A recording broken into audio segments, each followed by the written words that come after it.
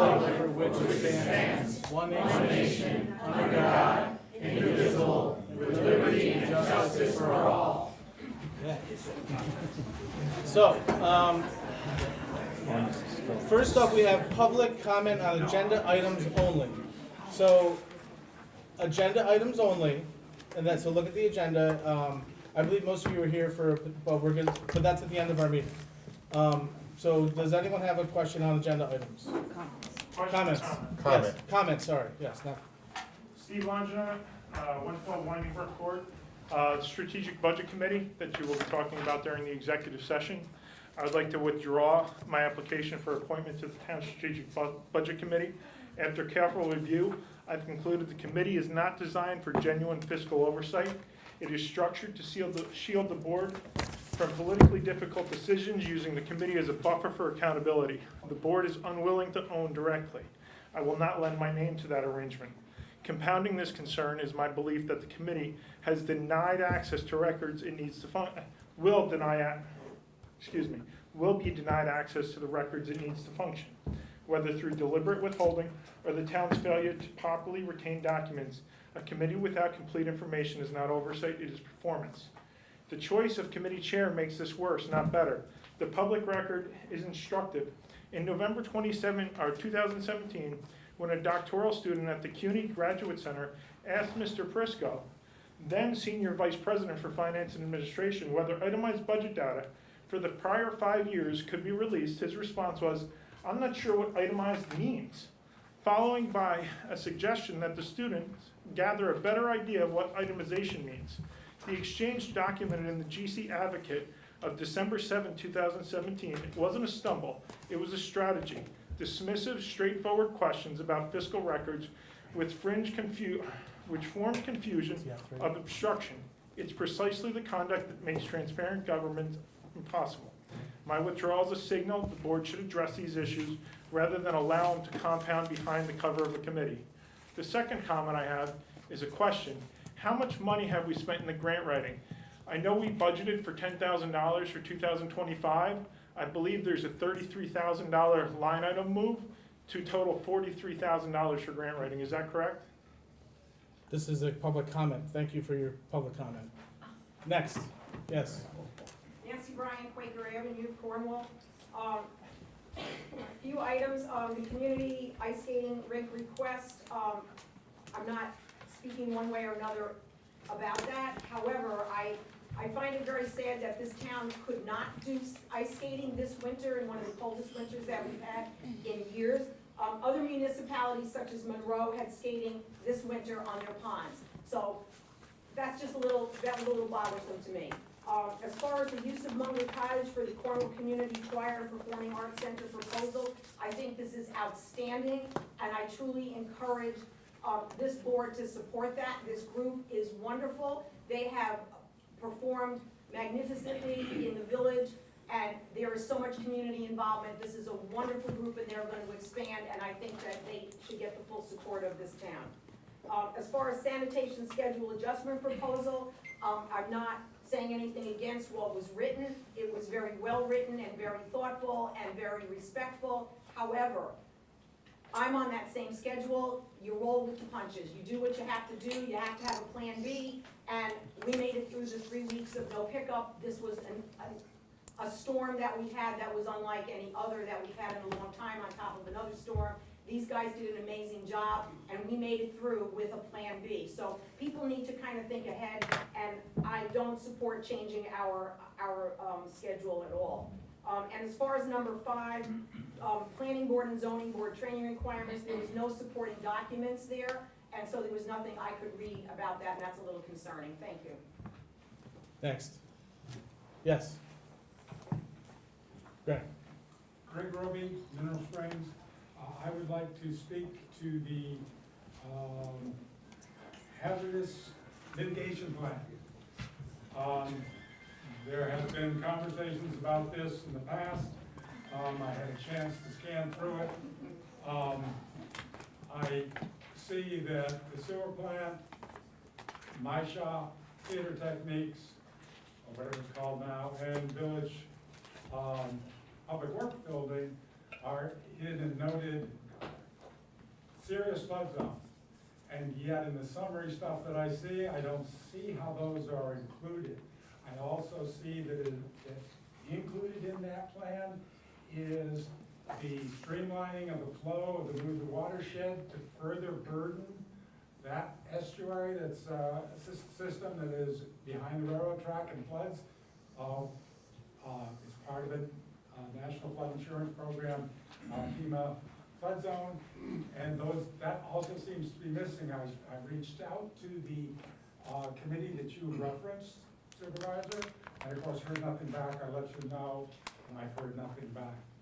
And so I would ask the board to judiciously consider adopting this until you're sure that what's being represented for Cornwall and for properties like our sewer plant, as hazardous waste places, theater techniques, etc., have been duly considered and not just swept under the rug. I can volunteer, as far as I know, my shop is swept under the rug, and that's it. There's a dump out behind all of that from when this was Cornwall Press. And I don't see that being identified. So, and I also, in general, would like to associate myself with Steve Longinot's comments. I have not had time to dig into what this committee is going to be, but after being announced as one thing, it seemed it was going to be used to justify increasing salary lines on a 5-year basis, part of a 5-year plan. And I haven't had a chance to review it. There's a lot of stuff. So thank you very much. Next. Yes. Yeah, I'm starting at the very top of the agenda where it says the meeting is going to take place in the conference room. I'm amazed when all the meetings for the town board are down in this room, big room. It's open, it's accessible. You knew there was going to be a crowd here tonight, apparently, over the village issue. No, I did not know that. Well, let's be honest. And you try to shoehorn everybody into the conference room. That's outrageous, Josh. There's no reason that you can justify trying to put all these people in the conference room. That's number one. Number two, you started out by saying that you know maybe why there's a lot of people here, and so that'll be at the end of the agenda. It is the village issue. A lot of people are here. Move that up on the agenda. Don't make all these people sit here while you go through this whole town agenda when you know there's a burning issue for this community pertaining to the village election. So why don't you just open the floor and have the discussion, unless you're afraid to do that.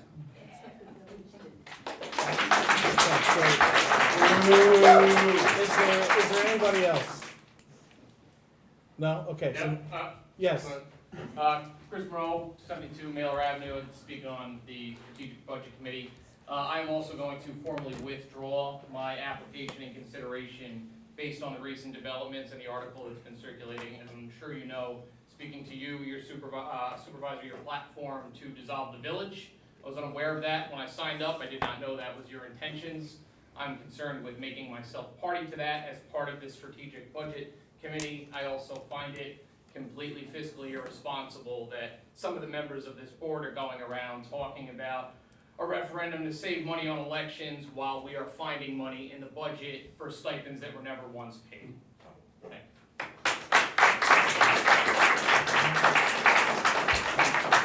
you. Okay, is there anyone else on agenda items before I move on to the public hearing? No, okay, so, first up, we have a public hearing, and this is to introduce local law, planning board and zoning board of appeals alternates. So, can I get a motion from the board to open the public hearing? So moved.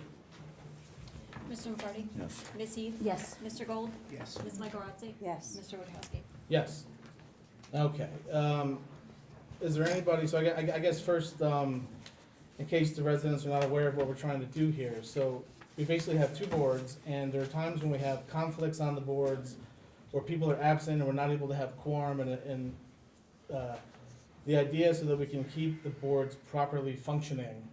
And so if we have up to 2 alternates, this will allow the chair of the boards to essentially sub in people in order to keep boards and projects moving forward. And so that's the idea behind this. Many other towns have this across the state. That's all we're trying to do here. Is there any public comment on adding planning board and zoning board alternates? I have a question. Are those alternates going to be paid? well, that will ultimately be a decision for the town board, so that's something we're gonna have to, But, and the other question is, having been on the zoning, it's never an issue of not having a quorum, and I don't know about the planning board either. So I question why we need to have two alternates per board, Can I speak to that? especially if they're gonna be paid. Why don't we hear from the public? yeah, we'll hear from the public first. Is there anybody else? Is there a 3-minute limit to this? Right. Yeah,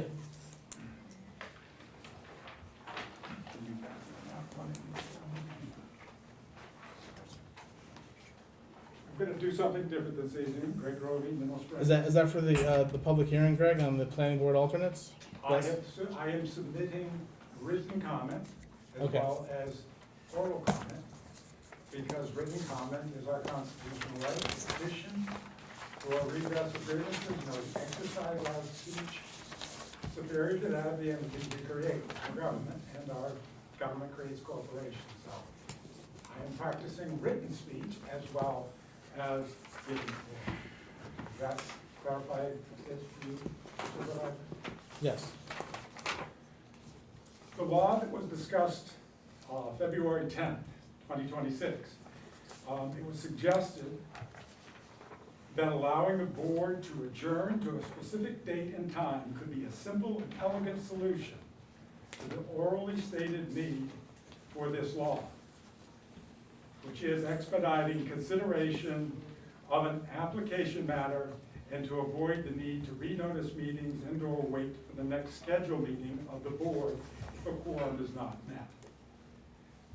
The adjournment is a better solution because it serves the applicant's need, accommodates situations where a quorum of 3 members and a 5-member board is not reached. The legislative intent stated in section 1 and this proposed local law is inconsistent with the provisions of Part 1 Administrative Law, Article 1, Section 1-7, Amendments to Code. The stated legislative intent does not conform to Part 2, General Legislation, Chapter 58, Article 1, Section 158-2, which emphasizes that the purpose of having a comprehensive zoning plan and law is to protect the public health, safety, and welfare. What is stated as the legislative intent in this local law is an action. The office of our supervisor orally noted the need to expedite processes for applications by having alternate members available. This oral assertion is not included, nor is a case presented in section 1 of the law that conforms with section 158-2. In addition, an additional defect in this local law is that it does not specify the classes of these additional members. This makes what is proposed inconsistent with the code it amends. Please recall that this could be avoided by using language that allows for adjournment to a specific date and time. Furthermore, the common reference to the Board of Appeals as the Zoning Board of Appeals is incorrect. This local law introduces a new term for our Board of Appeals by adding the adjective zoning. Greg, In a public hearing, Josh, you're still going to limit it to 3 minutes? are you gonna read I mean, we have your, I know. I'm asking the question. Typically, public hearings are afforded in oral presentations longer times, but I don't know what your policies are because, Sure, Greg. Greg, Oh. Go ahead, Greg. thank you.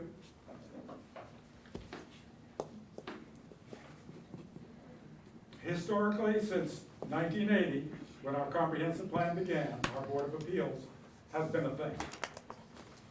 The current code includes a severability clause in Chapter 1, Article 1, subsection 5. This local law introduces a redundant severability clause. In Section 4 of this law and preceding sections 5 and 6, these sections can be used in ways that are extraneous to the 2 proposed amended sections. I got specious in there, forget that. Recall, section 40A is an addition to chapter 40. The chapter 158, section 37A is expanded with 5 additional sections.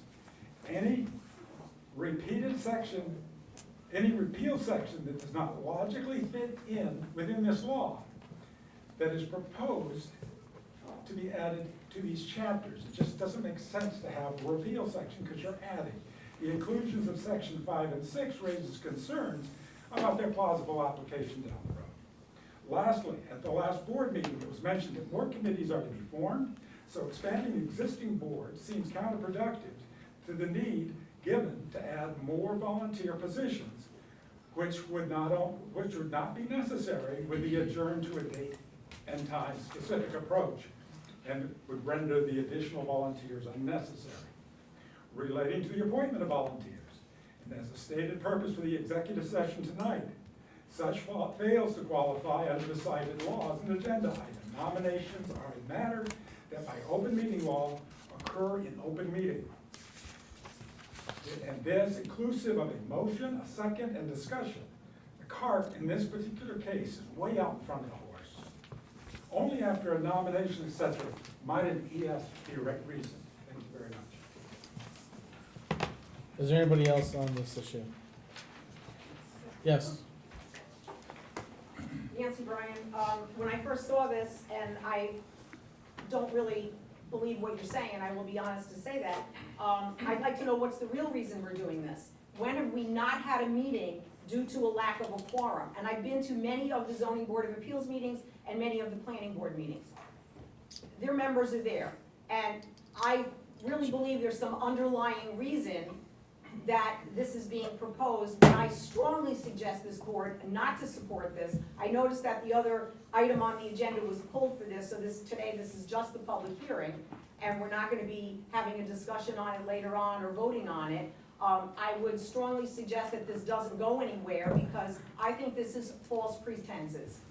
Those boards have met. It's not like you have two, three members that aren't able to be there. Sometimes they don't have a meeting because they don't have all the applicant stuff presented the way it should be in a timely fashion.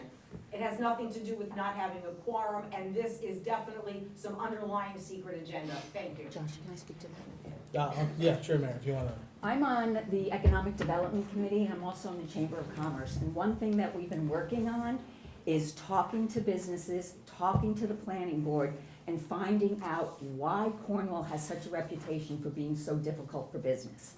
We are putting together a plan, and one of the things that came up was having not enough people on the planning board.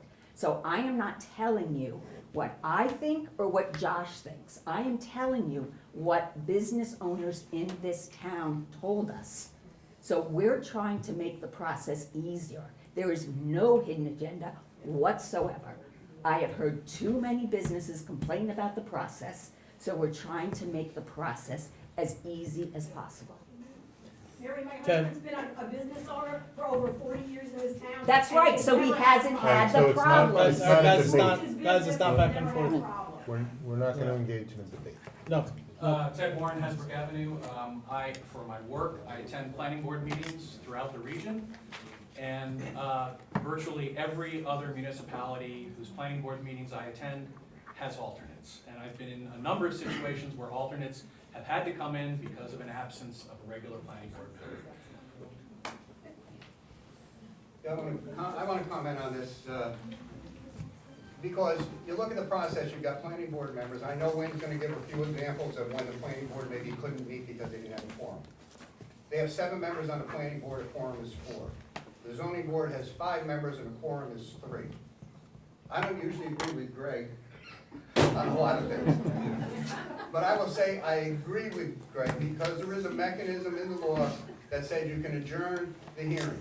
And I will tell you, as supervisor of this town for 26 years, interacting with planning boards, zoning board members, and everything else, I never once heard a complaint from any applicant that they couldn't proceed with their plans because of no quorum. Now, I'm just telling you what I had, 26 years, not one time. So I think there is a hidden agenda here, whether it's putting your buddies on as alternatives or whatever it is. but it's not in the interest of the system that we've had for decades, enforcing the zoning and the code in this town. So it's a lot of nonsense. You can't even sit there and say whether you're gonna pay these people or not. You're just pulling this stuff out of your hat, Josh, and trying to create a different world in the town of Cornwall. Is there, Chris Moreau, 72 Mailer. Ms. Heaton, you said that in speaking to several businesses, their issues was the process, correct? We talked to the building department and planning department. The next group that we're talking to is the zoning Okay, department. but you said that the issue that they had was the process, not the lack of a quorum. I just want to make sure that the record is clearly reflected in what you said 5 minutes ago. No, that also came up in the conversations. Oh, okay, gotcha, thank you. Okay, I'd like to add something to that. As I said, I am on the Wait. zoning board for multiple terms. We need to recognize We do people. not have We a need- problem. please state your name and, Eileen Regan, Cornwall. We do not have a problem with a quorum, and there is no need for alternates. We never had to have them, and there's no need for them now. And the business community may have other problems. They may not get the results they like, but they don't have a problem with lack of a quorum. And if they're going to be paid, that's another waste of money for both boards. is there anybody else? Gentleman in front. Yes, Do I need to say my name again? yes, Steve please. Longino, 112 Winding Brook. I find this curious that it comes up now. And the reason I say that is because how many people have actually looked at the comprehensive plan besides the people in the room that were on it? You know, Mary, you had mentioned that they mentioned process and quorum just now, Mhm. okay? And we want to ease the process, okay? My concern with that then, when you go and look at the comprehensive plan, is the commercial spaces on 9W, take one for instance. We are removing all height requirements, okay? Where we can just build up for residents over the commercial, okay? We are planning for high-density housing in that comprehensive plan. And if we go and ease the zoning restrictions or insert alternates, who's to say the actual will of the town is gonna be imposed?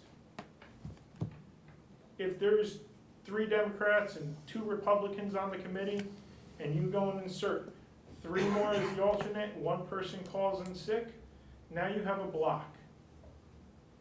And is that really the true intent? I don't know, but it just makes me cautious. Thanks, is there anybody else? No, okay, so, Wynn, you wanted to add something to Yeah. this, right? First of all, I have to respond to something Steve just said. I was never asked my party affiliation when I was appointed to the planning board. I mean, it's not a secret, but that wasn't part of the process. And I don't know what the party affiliation of the other 6 members were, but I served on the planning board for 21 years. And frequently I heard what Mary is hearing. It takes a long time to get through the process. Some of that is within the control of the town, and some of it isn't. But we had we had an unfortunate example in the last year. One of the planning board members unfortunately passed away. And there were cases, and pardon me, Mr. Randazzo, I can't cite chapter and verse when we didn't have a quorum. What I can say is when we didn't have a quorum, it inconvenienced and added expense to the applicant because they had marshaled all of their consultants to make a presentation, and we could listen to what they had to say, but we couldn't act on it, which meant they had to come back. So I don't anticipate that the alternates will be imposed upon to serve on a regular basis. But if I were an applicant and I showed up and I was told we can't act on your application tonight because so-and-so is ill, I wouldn't be happy about it, not just because of the inconvenience, but because of the expense associated with it. I've discussed this with the supervisor. If there's a hidden agenda, I certainly don't know what it is. In my mind, this facilitates the applicants getting their projects through, and the process is unfortunately already cumbersome, and maybe this makes it a little less cumbersome. Is there anybody else? Yes? Sue Rira, Cornwall. I do have a question on that. If the alternates are not participating all the time, how are they gonna be up to date on what's been happening? Right? You just bring them in when someone calls in sick? I don't understand that. So, which is what you just said. So I don't understand that. Who said that? So, I certainly They, did. That's- they would review application materials. yeah, that's actually not how it works. So most towns, or many towns that do this, the alternates are participating, they just can't vote. They're attending the meetings, they're following along, they're giving the applications, they're giving all the things, they're following along, they're following the process, and like, Ted said here, this is pretty common throughout the Hudson Valley, that we have these alternates. Look, I realize that, lots of you here are, I mean, look, it's, I get it, you're here, you're trying to make hay out of this because it's an election year and that's why you're here, some of you. So I get that, I get that. That is, I mean, if I look across, that's kind of what's happening here. So we're, let's have an honest discussion about the issues. Some that mentioned look, I welcome the public hearings on the comp plan so we can actually go over the facts of what's in there, as we will, and as, when everything comes out and we start going through it and we have public hearings. Is there anybody else on the planning board and zoning board appeals alternates before I close the public hearing? Yes? I would just like to add that you must know they're going to be paid, because who in their right mind is gonna attend every meeting as a volunteer and put the time in? So don't say you don't know whether or not they're gonna be paid, be honest. Yes. Joe Rufino, Cornwall. I didn't do my full homework on this, but you're saying we're having alternates because sometimes we're not quorums. Yes. So does that mean if 4 people showed up, regular people show up for the planning board, they're the only one that's vote? Or is it gonna be, if there's 3, then that one other person to vote? Yes. Or they just, I don't know. The purpose of having alternates is if you don't have a quorum, one of the alternates selected by the chairman, or chairperson, I apologize, the chairperson of whatever board it is, would have one of the alternates there to constitute a quorum, to, number one, conduct the meeting, because you can't even hold the meeting or a public hearing if you don't have a quorum. Not necessarily a vote that night, but just to proceed and not have to push off the meeting and process applications and have public hearings if any are scheduled. Okay, so that means if one person doesn't show up, that person doesn't fill a seat. I'm sorry?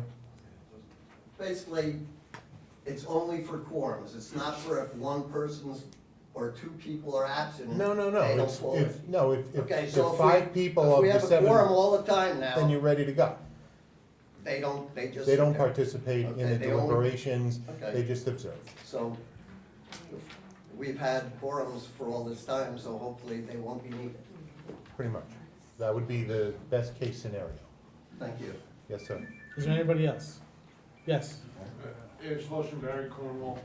I think the public would feel a lot better about this if before it was voted on, we actually had a list of, over the past 3 years or over the past 5 years, how many times we didn't have a quorum, how many people were missing so that we didn't have a quorum. Maybe we only need 1 alternate. Maybe in reality, this is just perception that we don't have a quorum and that is what is stalling the process. And maybe it is actually the process that is slowing down people's applications and their development. Because you really haven't presented any facts to us at this point. All we've heard is lots of other communities do it. Lots of other communities do many things that we don't do in Cornwall. And we've also heard that businesses are complaining. Businesses complain about lots of different things. I'm a business owner. Mary, I'd love to sit down with you and complain for 2 hours because I have plenty I can complain about. We don't have any facts here. This is, somebody feels that this is a problem, and as a result, we're passing new legislation for it. And maybe if the community was presented with hard facts, how many times did we not have a quorum and we couldn't conduct business on both of these boards? And the facts showed that there was actually a problem, maybe the community would be more willing to get behind this change in the laws that we currently have. Sure, thank you. Josh, I have one question on that. We're talking about quorums, we're talking about full board. So let me understand this. If there's 5 members on the zoning board, you need 3 people to be a quorum. So if one person of the 5 is missing, do you put an alternate in there who would have the authority to vote? No. Or is it strictly if you need 3 for a quorum, you only have 2, you're gonna take an alternative and make that, or that alternate, and make that alternate the third vote, or the third person on the board so they can vote? So which is it? Is it just filling the absence of one person, or is it filling to meet the required quorum? Which is it? Which is the law proposed for? It's to have the minimum to establish a quorum.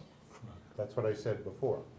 If you have 2 people, 2 regular members show up at the zoning board meeting, the zoning board of appeals meeting, okay? You take, the chairperson will take one of the alternates to establish a quorum of 3 persons. Okay, so to go back to my original question, if it's a 5-member board and 1 member is absent, can the chairperson put an alternate to fill out the board to 5? It wasn't specified until tonight. Now we're talking about quorums and filling with alternatives, which is it? Because that alternate could affect the outcome of a vote on a project that's before the planning board or zoning board. That alternate would have a say if they're making up an additional seat. So that's important.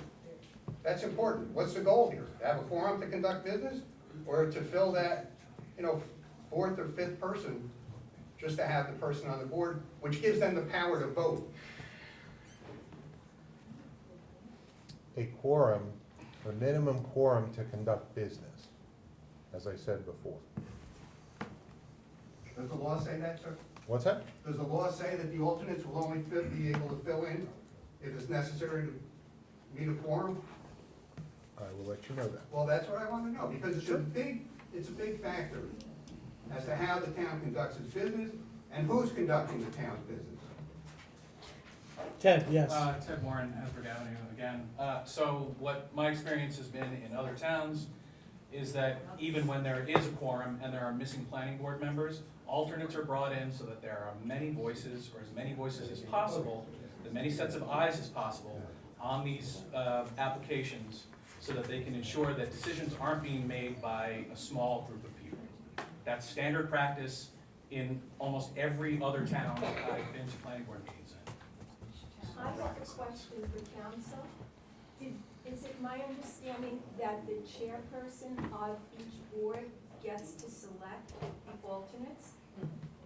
Yes, Yes? yes. Okay. The chairperson of the planning board may designate an alternate member to substitute for a member when such member is unable to participate on an application. Okay, The but do chairperson. they get to select the alternate, or does the supervisor select the No, alternates? the Town board does. The town board will appoint the alternates to be the alternates.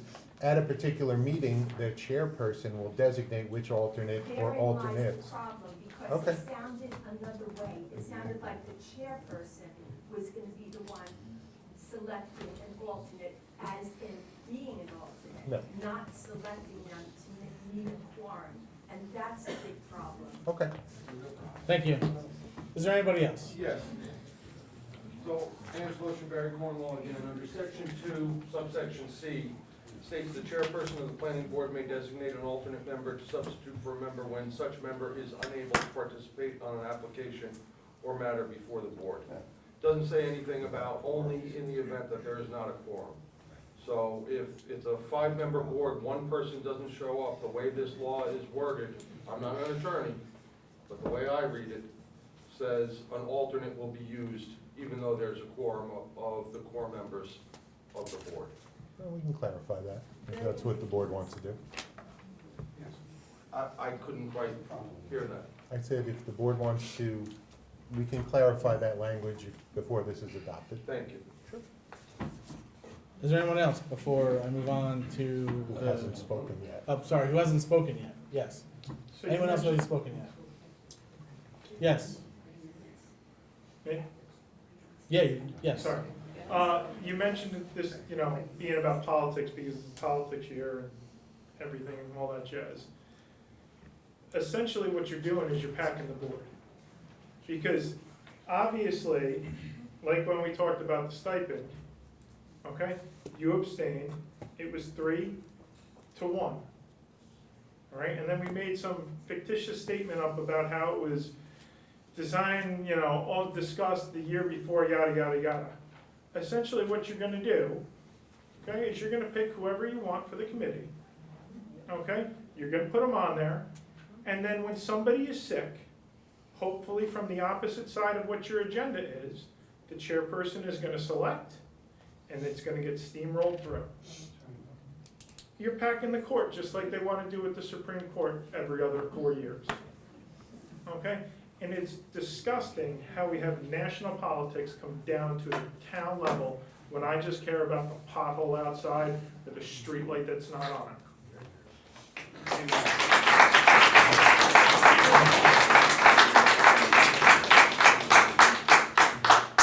Okay, is there anyone else that hasn't spoken yet before we move on to the work session agenda? No, okay, so, in terms of, should we keep it open, hold it till next week? You Or can close the it? public hearing, we just have to wait for word from the county. Okay. Do we want to accept written comments? Sure. Until what date? Take them for a week, if you want to. I would say take them till the night of the meeting, right? Yeah, all right, so we will accept written comments. If I can get a motion to close the public hearing and accept written comments until 5 PM on 5 the PM on 17th. the 17th of March. So moved. Second. Point of order, that's not legal. Yes, it is, Mr. Roby. Mr. McCarty? If you have a problem with it, we can talk about it after the meeting. You can certainly accept written comments and close the oral portion of the public hearing. That's not what was said. And oral is here. If you're illiterate, that we have a tradition that goes back to when people couldn't write, and I'm accused All of right, not let's being call able the vote here. Jen? Mr. McCarty? Ms. Heed? Yes. Mr. Gold? Yes. Ms. Michaelozzi? Yes. Mr. Wojciechowski? Yes.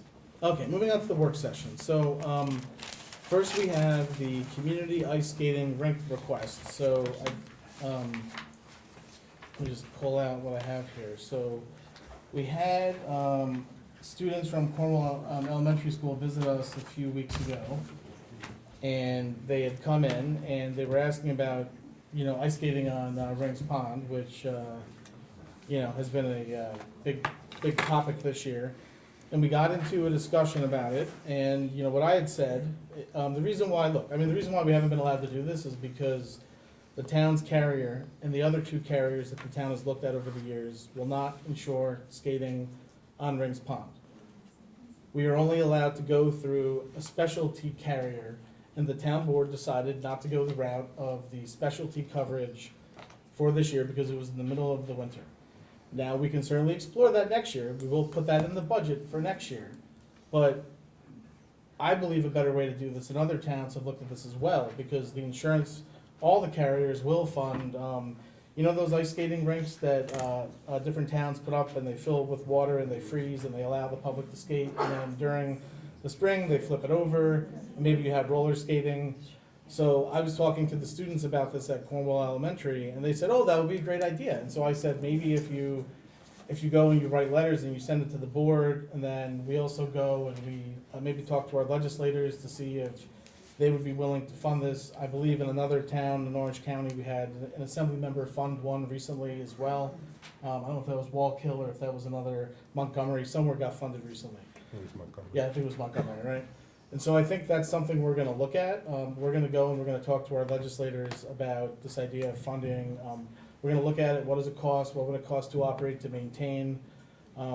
Because not every year does the pond freeze, but it's almost cold every year enough to, to freeze an ice rink. So the pond may only be a once in every 5 year, once in every 4 year, just due to the makeup of the pond. And the fact that it just doesn't freeze because of all of the muck and it's like, varying depths, and it just doesn't freeze anymore. Should Tim explain that? Yeah, yeah, I mean, Tim, you have anything to? You're doing a pretty good job Yeah. of it. So, I mean, basically, you know, I think the only way really to ensure that we're gonna be able to skate is gonna be if we have one of these, you know, ice skating rinks. And so I think that's something we want to explore. I definitely want to, is there anyone here tonight from the class that had written a letter? You can ask them to come up. Oh, hi.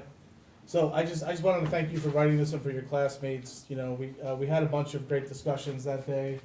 So I do have copies of the letters. And so we also spoke about the new swimming pool. You know, the kids are very excited about the new swimming pool that we're currently working on. We're currently working on that. We expect to have designs shortly, something that we can start to socialize with the public later in the spring, because again, the goal is to open this swimming pool in May of 2028. So, you know, that's our time frame, and we got to get going on that. Is there any questions of the board members on any of this? I'll definitely say, you know, we definitely need to review the cost, definitely the maintenance fees, the cost of that, because it's an ongoing, it's not just one-time payment. There's, you know, maintenance fees, there's patrol fees, there's, you know, everything. Are you talking about the ice rink or talking Ice rink. about? The ice rink. And the only thing I'd like to add is I'm thrilled that the kids not only are engaged, but they're here. Yes, very If there's impressive. anything that deserves a round of applause, it's that.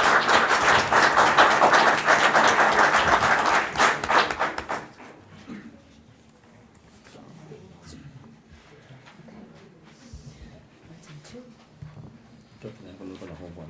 So moving on, we have the Cornwall Youth Garden Club O2 system request.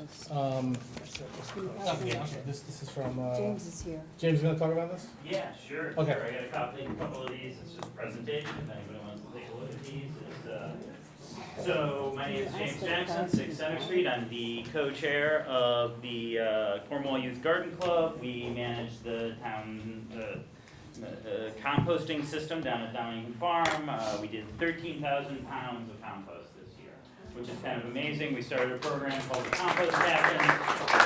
Huge number of people working with it, and I want to say thank you to this board. They've been super supportive and done a lot of great stuff to make it possible, as well as the village. They've also been very helpful, obviously, and the Donahue Farm Committee have been great. We are so successful. 13,000 pounds is a lot of compost to turn. And we now need to invest a little bit of money, not a lot, it's a little bit under $1,000 for this system.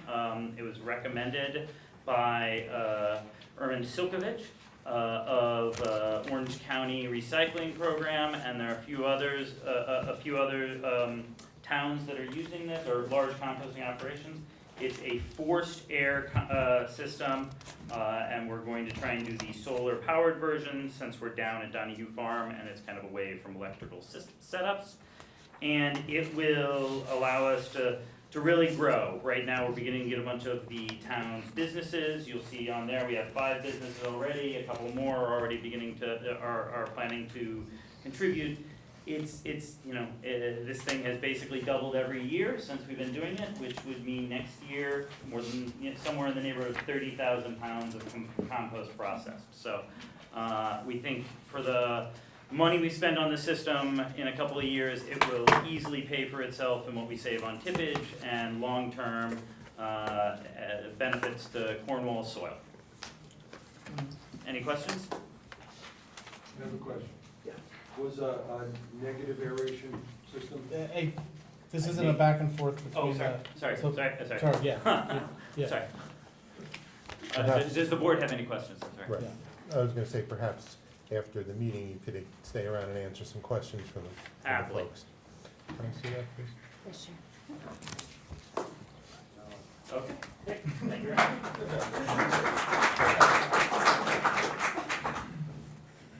Okay.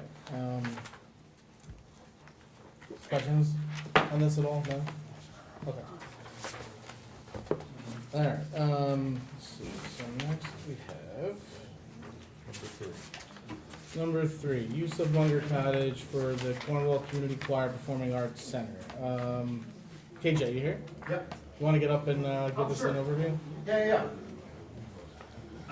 My name is KJ, live in Cornwall, and I'm retired Army. I was a vocalist for the Army for 20 years, and my career is I get to travel the world, and I work with community choirs and college ensembles, high school ensembles, and I teach voice, and I get to do music for a living, and it's KJ, great. Yes? You gotta address the board, sorry. Oh, sorry, I thought it would echo off, my bad. My bad. So, one of the things I'm doing here in Cornwall recently is I'm directing a community choir called Rock Voices. And it's kind of exploded. We're up to 80 members in the choir, which is great.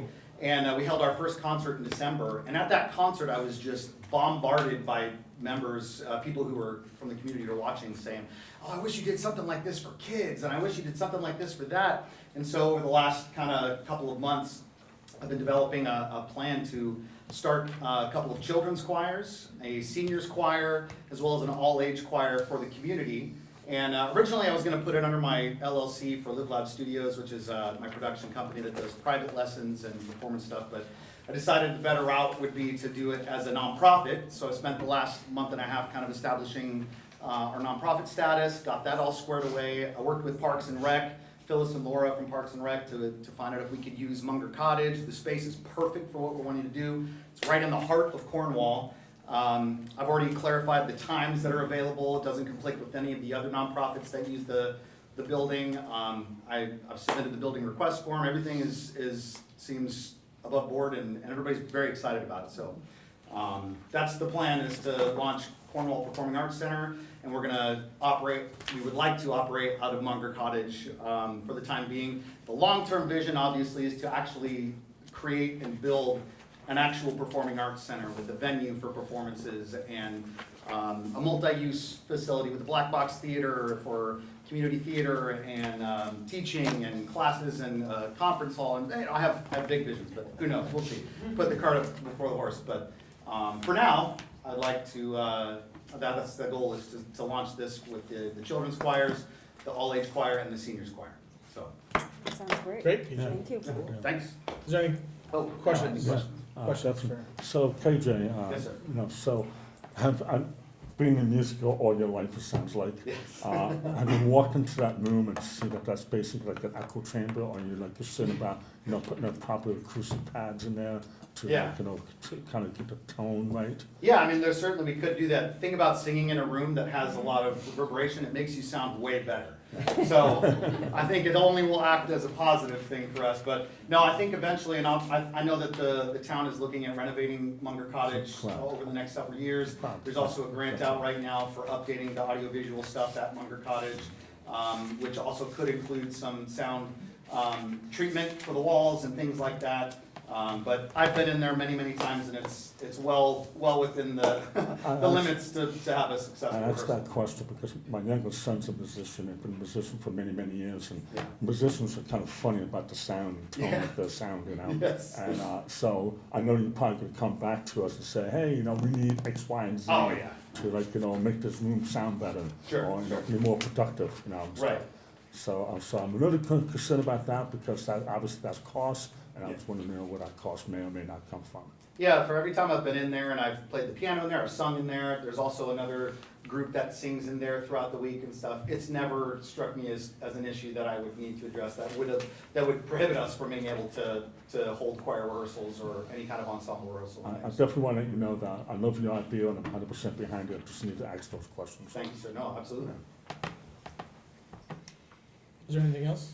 No? Sounds great. No? Okay. Great, Thanks, thank you, KJ. John. Appreciate it. Yes.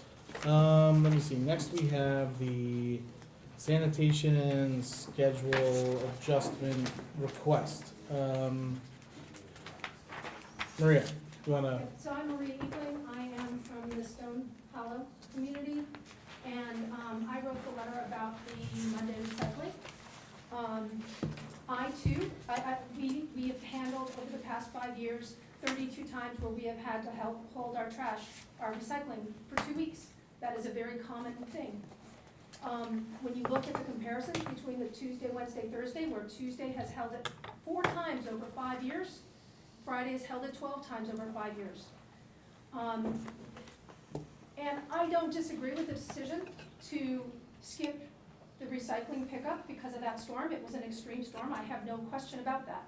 but I do say that going 3 weeks, and I've gone 3 weeks before because of my own mistake, but going 3 weeks is tough. I put out 4 nearly full bins of recycling on that day. We went from February 9th to March 2nd, and at 3 weeks, I kind of draw a line there, all right? And so I'm just pointing out the discrepancies between these different collection days. I've suggested a couple of different options. I think somebody else has suggested an option. I would request the board to look at it.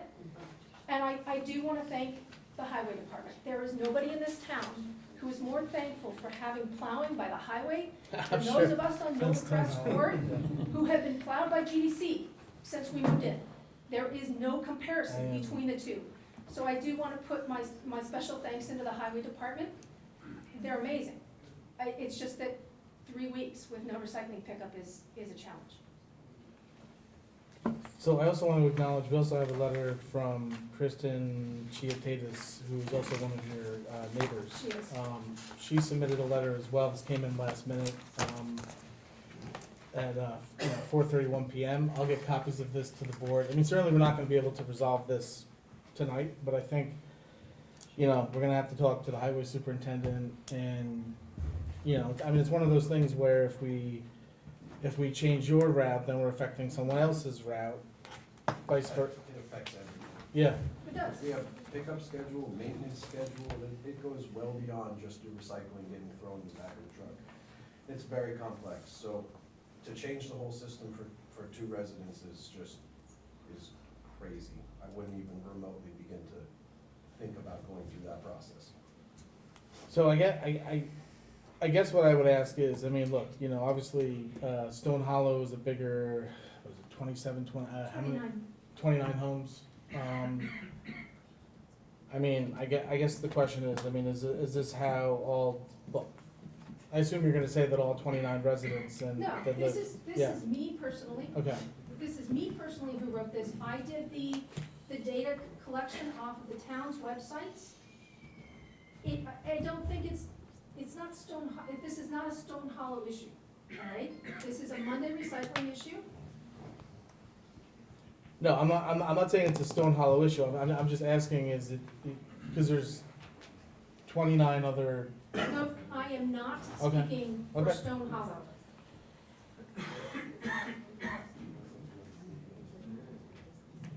yeah.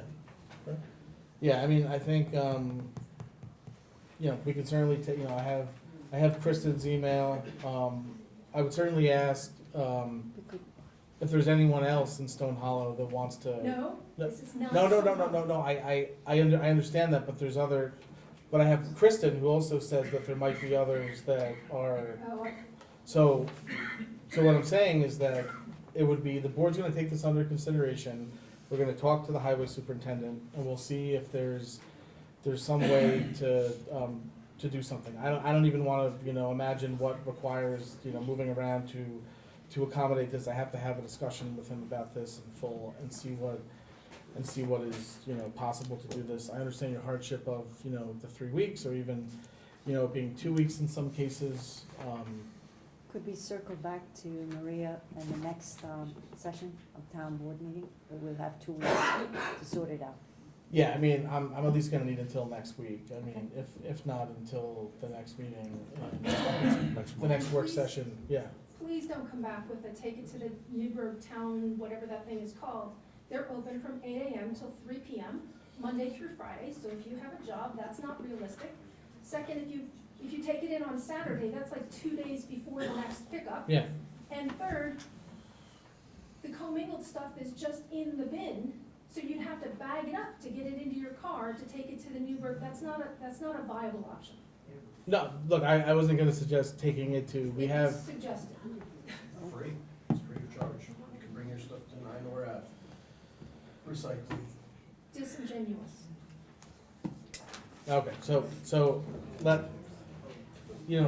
Tom, let's talk offline about this, and we'll come back to the board, we'll have a discussion. Maria, I will get back to you. Thank you for. Patience. All right, fine, let's go. All right, number 5, planning board, zoning board training requirements. So, look, there is,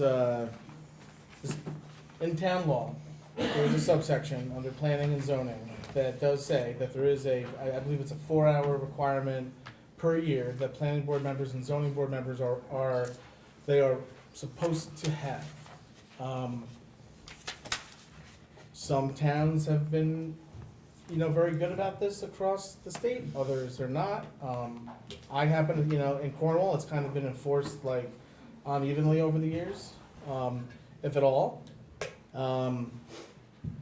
I think it's time, with the different complexities that are happening, in all areas, that we do require both boards to meet these 4 hours a year. And At the town's expense. yes, absolutely, at the town's expense, and I do, and I know the way this works in other towns as well, is that you have, in some cases, the planning board or zoning board attorney can provide some of that time, but it certainly shouldn't be all of it. Some of it should be external training. I know there's like the Orange County Municipal Planning Society that provides different training. There's the Association of Towns that provides trainings. There are other trainings that zoning board members and planning board members can take, and I think it's important for this board. I believe it's done via resolution, that we can require, the town board can pass a resolution that's gonna, formally require this, and then, basically say how it has to be done.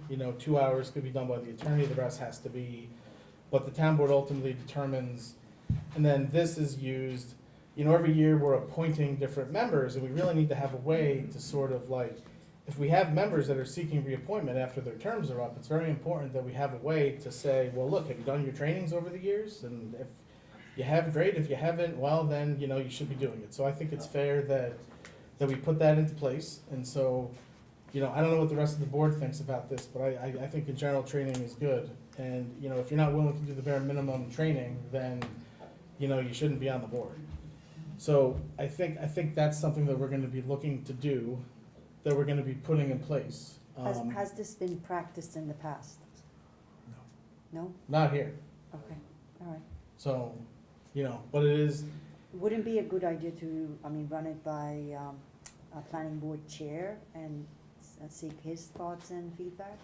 well, ultimately, it's up to the policymakers that Okay. decide this. It is in town law and town code that this is a requirement, and it's up to the town board to make that decision. What I'm saying is that to consult the planning board members, the chair, that we would like to do this and see what Neil says, just. Well, certainly, we're gonna, yes, so we have started having conversations with the chairs over this matter, Okay. but ultimately, it is the chairs need to be taking the training as well. Yes, And especially yes. the chairs need to Of be course, taking the training. of course. So, certainly, I'm welcome to hearing feedback from the chairs on this, but before the board ends up, this is more of like a, hey, we're thinking of doing this, and then the next, meeting or so, probably by April, we will have come to a determination, and there will be a resolution putting this into place probably by the April meeting. Okay. This way, they can have enough time to go and get their training that they need, before the end of the year. No, Josh, yeah. has Dominic conducted training sessions with you? Yes, he has. Yes. He did when I was on the board, and I have to tell you, I was kind of naive when I was appointed to the board. I didn't realize everything that was involved. Training would have been great when I joined the board because, I came in cold. And, we're also very fortunate that we have good consultants who can kind of walk you through what you need to know. Okay. Department of State has free online training as Yeah, well. I was gonna say Online that, training and yeah, on-site training. Yeah. there's definitely a plethora of training that's available Yeah, to. a lot of it's free. Yeah. Otherwise, have to do it first. So, let's see. All right, next we have the Congressional Community Project FY '27 federal earmarks. So, we are, gonna be submitting, to Senator Gillibrand, Senator Schumer, and Congressman Ryan, a federal earmark request for, the, Munger Cottage. As you know, that's a project that we've been working on, and that is, something that we're gonna be looking to do. Also, the highway garage if it's possible. Yeah, I mean, certainly we can do the highway garage. If it's possible. Yeah, I mean, we can try. So, we are gonna have to, though, I do have an agreement from Millennium Strategies tonight to pass for this. They're working with us on this, because this is basically like 3 different submissions. It's, gathering all the stuff together, submitting it, 3 different ways. We have a deadline of March 22nd. So that's that. Next we have a resolution, AAA transport agreement. And so this is just again, something that we do every year. It is a, agreement that we have with, Department for the Aging, AAA Transportation Program. Something we do every year. This will be on next week for approval. Let's see. The allocation this year, Yeah, $17,782. yeah, from the county. Yep. Let's see. Next, we have the resolution adopting the 2025 multi-jurisdictional, multi-hazard mitigation plan. So, this is again, another resolution that we'll be putting on the agenda for next week, but basically, I think it's every 5 years that the county has to do a larger plan, and then all of the towns and villages that are a part of that, they basically have to then do their own. They submit it, it gets reviewed, it comes back, and then it comes back to us for ultimate approval. So we're gonna be doing that as well. We shall have to do that. So take a look through this before we have it on for approval.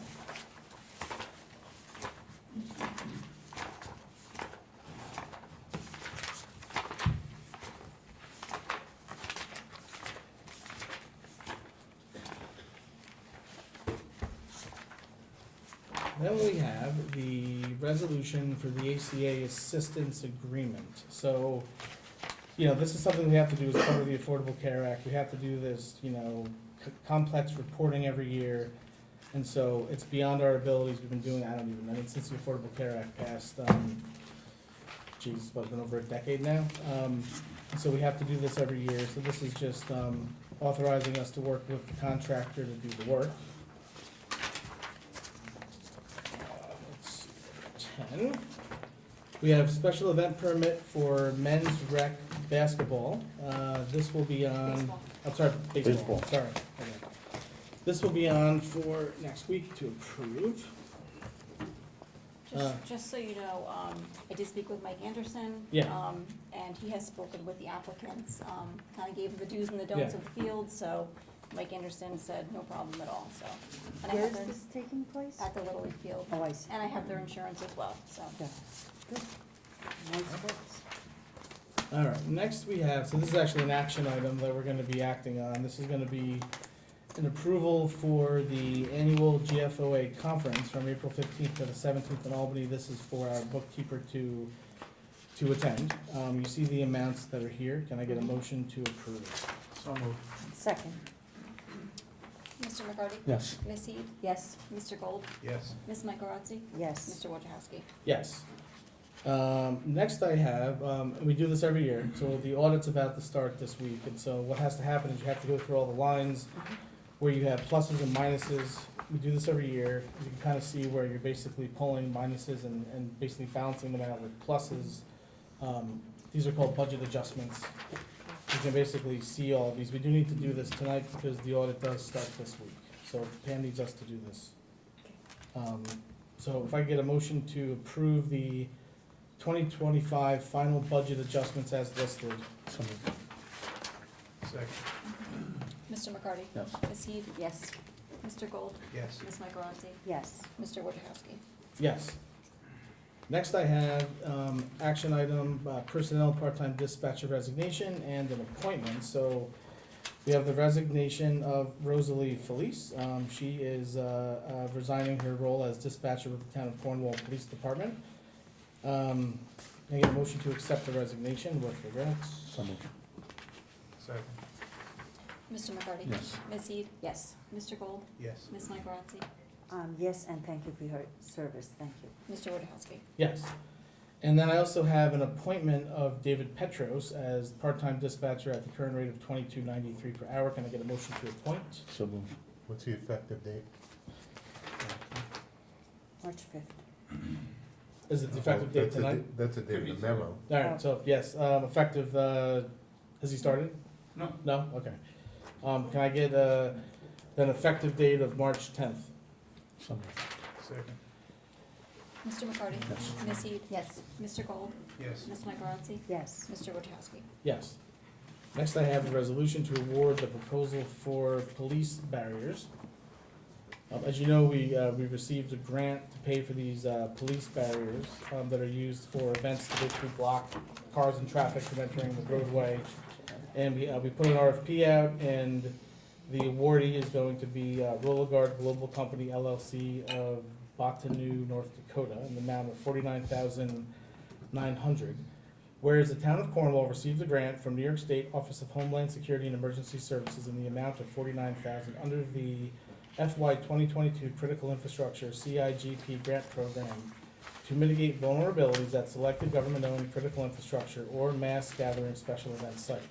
Pursuant to a risk assessment and to help the town's first responder community prevent and protect against attacks on the identified site. Whereas the town board previously authorized the chief of police to solicit bids from vendors for the purchase of mobile vehicle security barriers for police department for the ongoing operations of said department. And whereas the town is required under New York State law to award such a purchase contract to the lowest responsible bidder. And whereas bids for the said purchase were solicited, opened, and reviewed. And whereas the lowest responsible bidder has been identified. Now therefore, it is hereby resolved that the town board hereby authorizes and directs the town of Cornwall chief of police to accept the following bid: Roller Guard Global Company LLC of Bottineau, North Dakota, for $49,900. Can I get a motion to approve? So moved. Second. Mr. McCarty? Yes. Ms. Heath? Yes. Mr. Gold? Yes. Ms. Michaelozzi? Yes. Mr. Wojciechowski? Yes. Next, I have the action item Skyhawk Sports Agreement. Can I get a motion to approve the Skyhawk Sports Agreement for 2026? So moved. Second. Mr. McCarty? Yes. Ms. Heath? Yes. Mr. Gold? Yes. Ms. Michaelozzi? Yes. Mr. Wojciechowski? Yes. Next, I have action item release of site improvement bond Stone Hollow at Cornwall LLC. So as far as this is, we're fully ready to go on this? I made the resolution for the release of the bond subject To the different conditions. subject to the conditions, and once they're met, we can actually release the bond, but the board can vote on it tonight. Okay. So we're not voting on it tonight? Well, no, we are, but it'll be subject to the Subject to the conditions. So if they, I believe like 80% of them are met. I think it's there's just a one or matter- two things they have to do, Yeah, which are we wanna get mentioned, this like clear. Okay, yeah. like number 2 and number 3. Yeah, I believe it's the, okay. Whereas Stone Hollow at Cornwall LLC has posted the following site improvement bond issued by Fidelity and Deposit Company of Maryland for the construction of roadway, parking lot, drainage, and sewer improvements with respect to its development within the town. Bond number 089-09968, amount $1.797,694,030. And whereas Stone Hollow at Cornwall LLC completed the required improvements and has recently posted the required one-year maintenance bond with the town on the amount of $187,312 to be utilized by the town in the event that said improvements require any repair or other work. And whereas MHA Engineering, the town's consulting engineers, has advised that it is appropriate to release the site improvement bond at this time, subject to conditions set forth below. And whereas the town board of the town of Cornwall agrees with the recommendations of the town's consulting engineer and is authorized to release the aforesaid site improvement bond. Now therefore, it is hereby resolved as follows. The town board of the town of Cornwall is hereby approves the release of site improvement bond 089-09968 posted by Stone Hollow at Cornwall LLC, issued by for the benefit of the town of Cornwall in the sum of $1,797,694.30 in connection with the aforementioned development, and the aforesaid bond shall not be released until the town is in receipt of the necessary title insurance policies covering the Knoll Press Court sewer pump station properties which have been dedicated to the town by Stone Hollow at Cornwall LLC. And the aforesaid bond shall not be released until the town receives written confirmation from the village of Cornwall that all issues concerning the required water line dedication have been resolved to the satisfaction of the village. And The town supervisor or his designee is authorized to execute any necessary documents associated with the foregoing once any unpaid inspection fees, professional fee invoices, or other outstanding or unpaid fees due to the town are paid in full. Can I get a motion to approve? Second. Mr. McCarty? Ms. Heath? Yes. Mr. Gold? Yes. Ms. Michaelozzi? Yes. Mr. Wojciechowski? Yes. Next I have the action item warrant number 3. Can I get a motion to approve the warrant in the amount of $1,310,493.19? So moved. Second. Second. Mr. McCarty? Yes. Ms. Heath? Yes. Mr. Gold? Yes. Ms. Michaelozzi? Yes. Mr. Wojciechowski? Yes. And then this last thing that I have here, this is Millennium Strategies. Let's pass that down. So this is for, yeah, so basically Millennium is gonna be, we need to do this because they're gonna be working on submitting the 2027 Congressional Community Project earmarks to, this is the standard one that we've been doing now for the past 2 years since we've been using Millennial.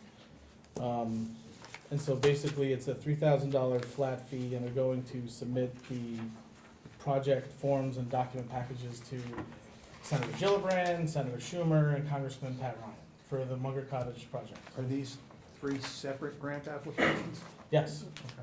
Yeah, no, in fact, they're like slightly different processes. So my question would be, just 3 separate grant applications, is it all for the same price, just one price, or 3 separate prices for total? So it's to do all 3 together as a package. So the highway garage is not ready. No, I understand that. No, Yeah. we talked about that before, because there's Yeah. a different study out there first. Yeah. It needs to be completed.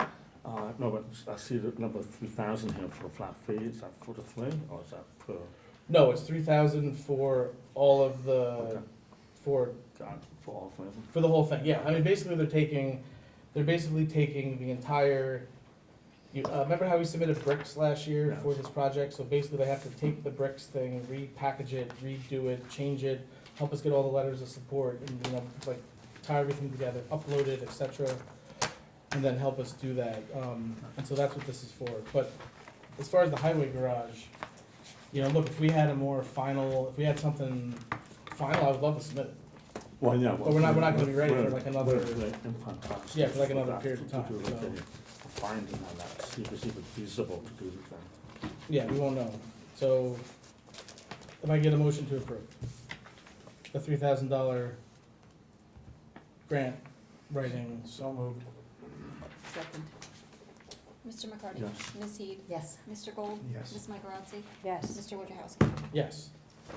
Okay, I don't have anything else, so before we start public comment, I expect decorum and no yelling and people to speak and address the board. This is not gonna be a question and answer back and forth. We will listen to people address the board, because this is public comment. And there will be 3 minutes for each person. So, yes, Joe. Joe Rashino. When I stood up in the beginning of the meeting, I asked, wasn't saying either way how I felt about the planning board and zoning board of appeals alternates. I just wanted clarification. And council said that, yes, it was just gonna be for a quorum. And that's when I sat down thinking that's what it was. But when Mr. Randazzo asked the question, somebody started reading through it, and it's not for that, it's to replace a person, just one person, if 6 people out of the 7 for the planning board isn't there, that somebody would be in there.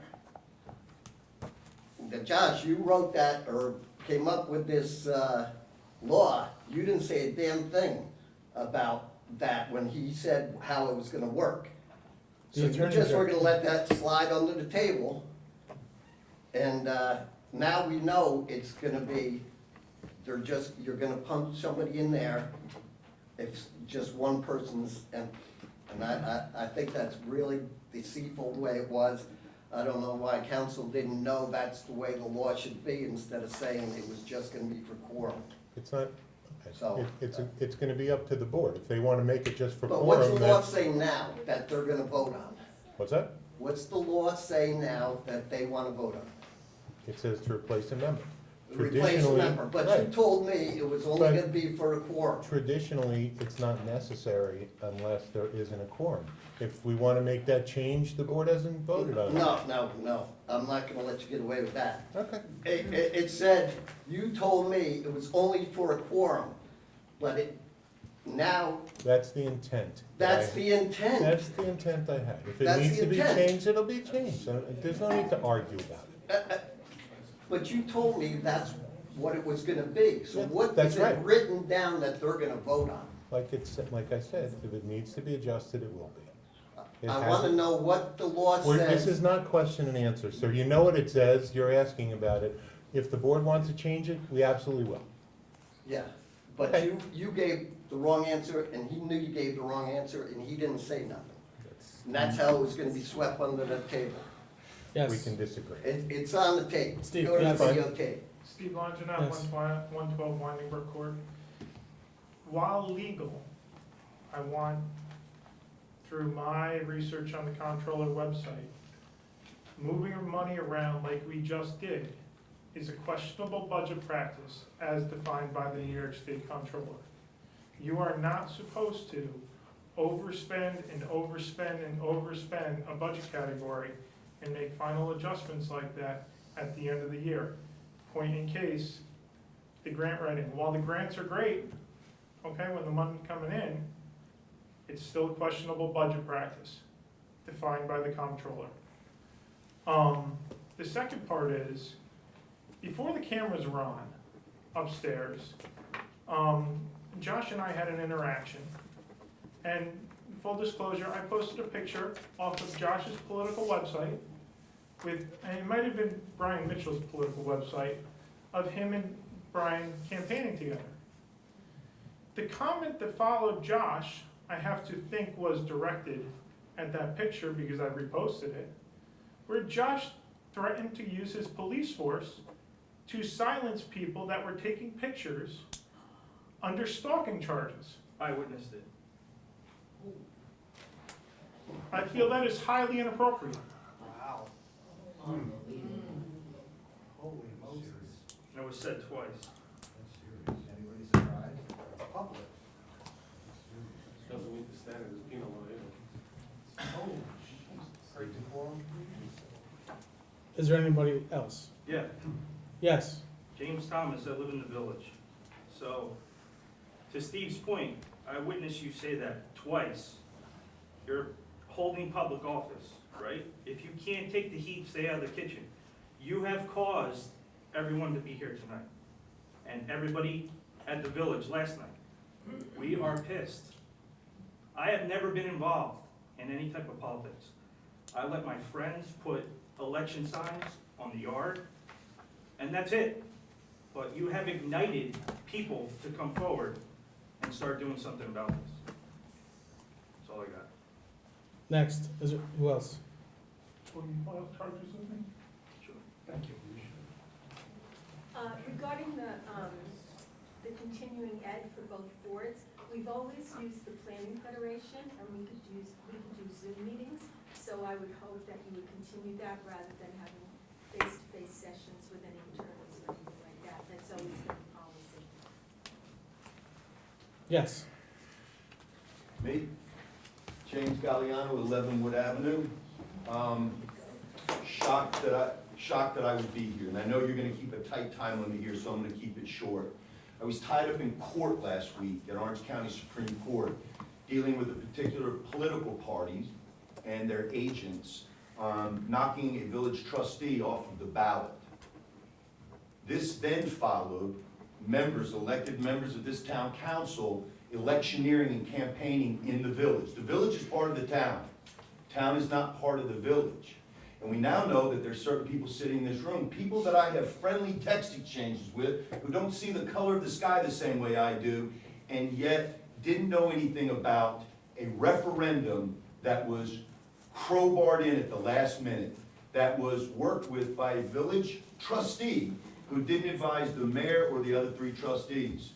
This is all about aligning things in November, moving it to even elections, so that the fever dream of owning the governor's house, the assembly, the Senate, now the Orange County Legislature, the town council, and then the village board. Well, we're here to say that's not gonna happen. And I want to close with this. People that argue that this is fear-mongering and scaremongering. Go back to the Cornwall Local, dated April 1st, 2011. The supervisor's own words. Let me just read this into the record, Madam Town Clerk. Dear editor, I'm a Cornwall native who left for college and has since purchased a house in the village, December of 2010. So 4 months later, after arriving back, I've now lived in New York City on and off for a decade. I've been involved in New York City and state politics for a number of years and now currently work as a director of public affairs for a large not-for-profit in the city. I believe that having both a village and a town are not in the best interest of Cornwall residents, the county, or the state. Why should the majority suffer higher taxes, the dripping irony, in order to pay the salaries of a few? The irony is dying in need of new irony. For a Republican-leaning town, we certainly don't adhere to the principles of smaller and more efficient government. Rather, we act more like a banana republic. And Councilmember McCarty, Councilmember Gold, buckle your seatbelts on this one. We act like a banana republic in which a few old white men run for office in order to maintain their childish, distorted views of how Cornwall was in the 1960s. I lived here in the 1960s. My parents didn't have childish, distorted views. It's time for someone with actual government experience who knows how to build consensus and who understands the new normal as it pertains to government. I plan on running for mayor in the next election on the platform of consolidation. I also plan on establishing a group of Cornwall residents, some are who are here in the audience tonight, in favor of this to carry a petition at the last minute and start the process. Perhaps a Cornwall local to conduct a poll to find out where the residents of Cornwall stand on the issue of consolidation. We're here. Own it, Josh.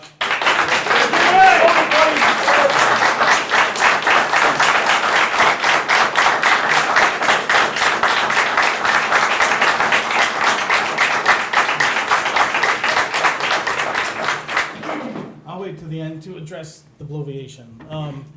The James Jackson, you're next. Hi, everybody. James Jackson, 6 Center Street, Cornwall. So I do think that this is crazy. You guys are just nuts with fear over this.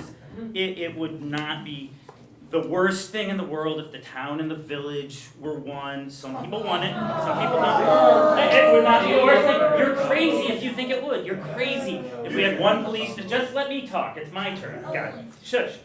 It would not be the worst thing.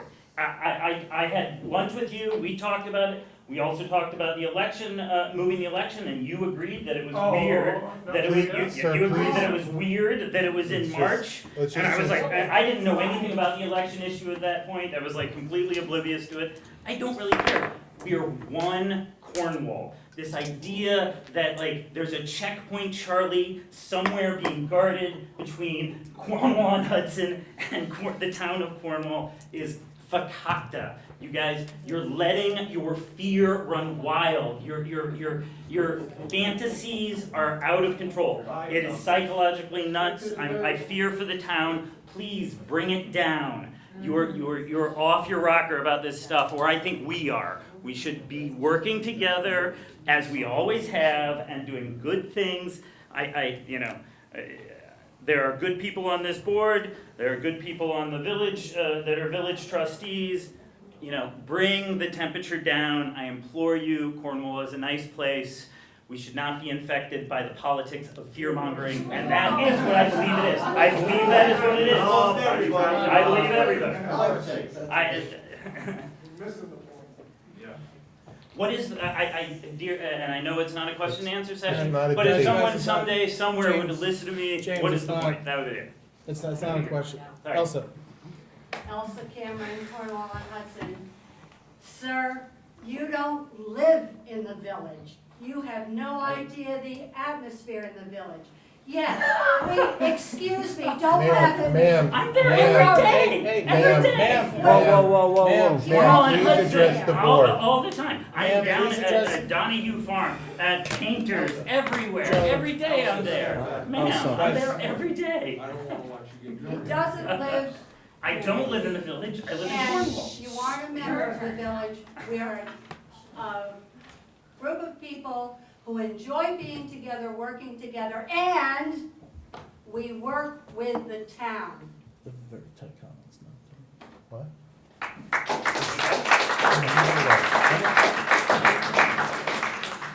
Yes, Jim. Greg was first. Oh, Greg, okay. Thank you. I speak for myself and myself only. Mr. Supervisor, why would you put your name on a referendum that gave people, and the board, why would you put your name on a referendum that give people less time to debate said referendum than the law gives to vote? You get 10 days to vote.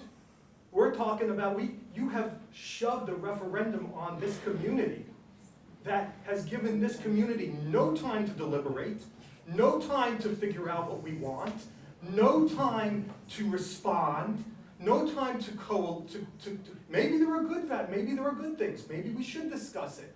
Why do it so rushed? Why do it without consensus? Why did the village trustee, Mr. Brain, not even consult? This was poor taste in every way, shape, or form. Number two, on shared services. First of all, it's easy to say the village and Cornwall are one. We have balanced budgets. We have low taxes. Listen, you can take your financial picture, Mr. Jackson, all day long. Tax rate's actually higher than the town's, by the way. Yeah, well, are you talking or Yes. am I talking? This is not supposed to be a question and answer back and forth, Mr. Supervisor. Please, I'll take our government over this one any day. Number two, the leaks about shared services, the leaks about the combination, forget your 2021 letter. Everything's leaking out of this building. You've got a leak, sir, and it's leaking like a sieve. I mean, you have a bad leak. How do I know that you're redoing all the redistricting and the rezoning? Now, as we speak, because you're working on it now, we know that. We know everything you're doing. You have a kabuki theater fake committee that's being put together that is purely consensus. It's a show. You already know what you want to do. Village Focus was put together by donors and yourself to infiltrate the village through an election, all fair, but through lawfare, and take said village over so that you can have a rubber stamp village committee just like you got up there. No more rubber stamps, Mr. Supervisor. You got plenty up there. There is no consensus up there. Nobody's ever gonna vocalize dissent, and you're not gonna have that in the village of Cornwall on Hudson. We will always work together, but whatever you're trying to pull, we can see right through it. Fonzie jumped the shark and Happy Days got canceled. When you got reelected, you jumped the shark, and you're gonna get canceled.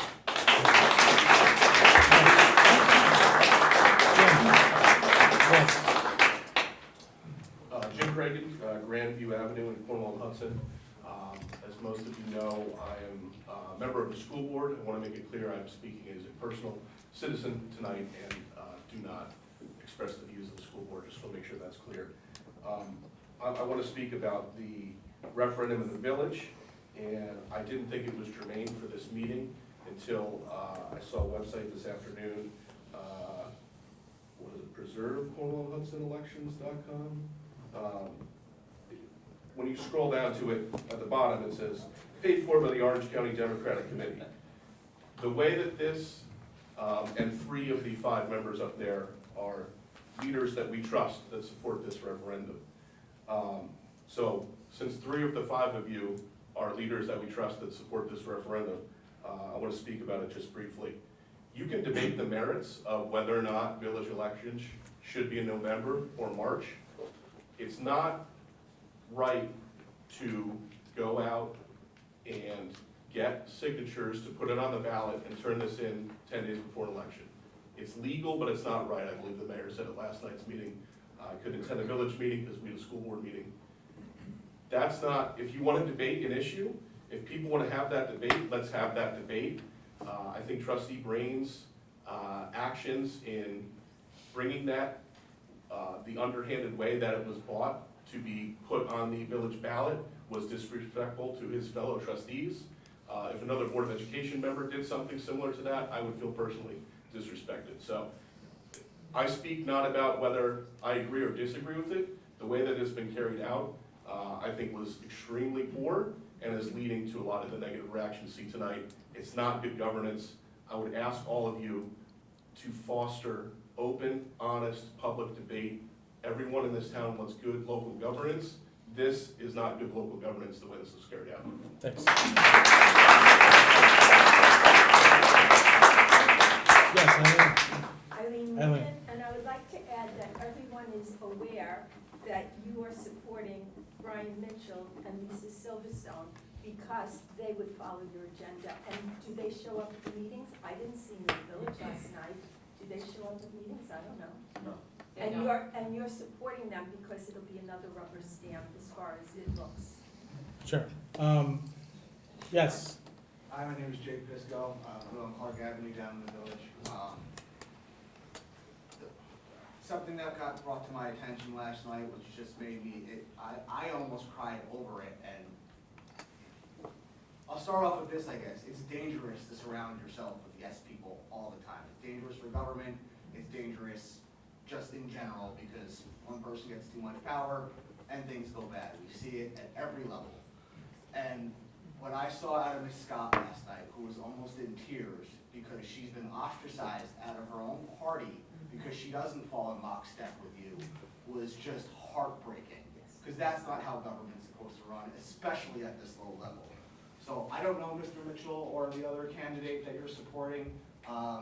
They had very impressive resumes as far as I'm concerned right now. The only thing they have against them is that you're supporting them, because that means that they're going to fall in lockstep, because it was proved last night that if anybody questions you, even in your own party that has a great resume, they're ostracized. And that is dangerous and scary, so you should be ashamed of yourself. Sure.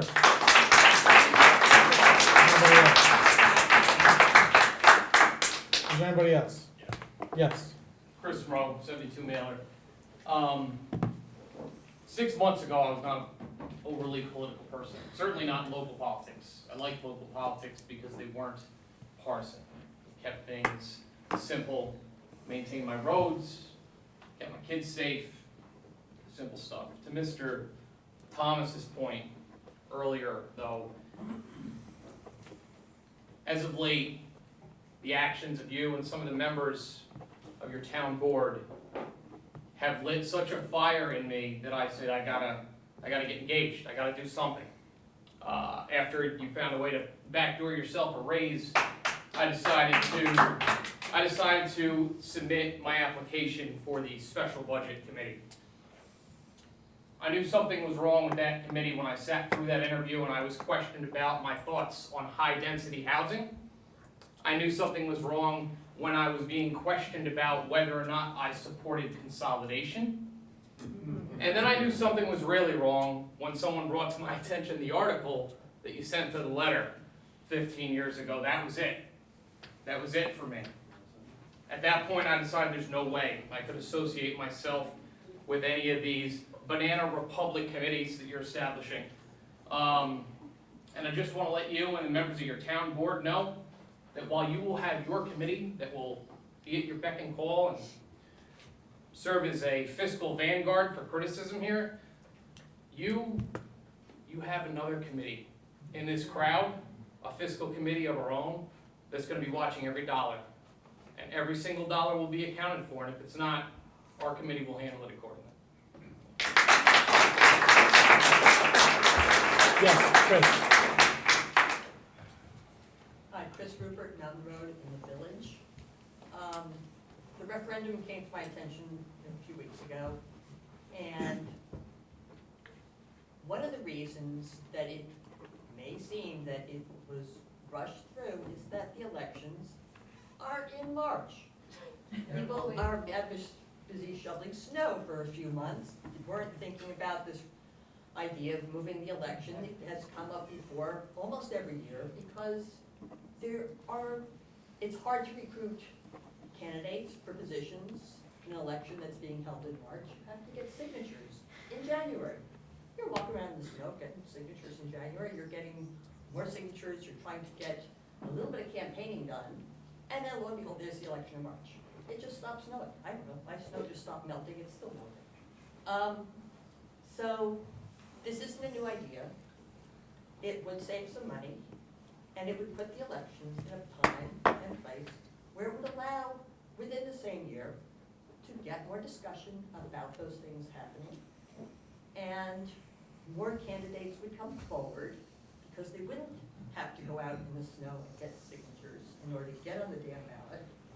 And it just makes more sense to have it in November. That's all it was. There was never, in my knowledge, any idea of consolidation. Or that because the Orange County would be running the election, that somehow we're pushing for consolidation. No, really, it's not. The village takes care of the water supply, the town takes care of the sewage treatment.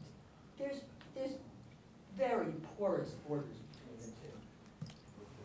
I've lived here for 35 years too. So, I don't see that all of the comments that have gone crazy in the last couple of weeks have any basis in that. It's just a referendum to move the date of an election. That's all you have to do. Vote in November. You can vote on March 18th, whether or not you like the idea, but it has nothing to do with consolidation. It has nothing to do with Josh. Who made the mistake 15 years ago, apparently, of considering consolidation because he worked for a government, probably, because I worked for New York City government for a while also. And there are fiscal reasons to consolidate. There's also local reasons not to. So that's another whole discussion. And that's not going to happen with a referendum vote on the 18th. That's all.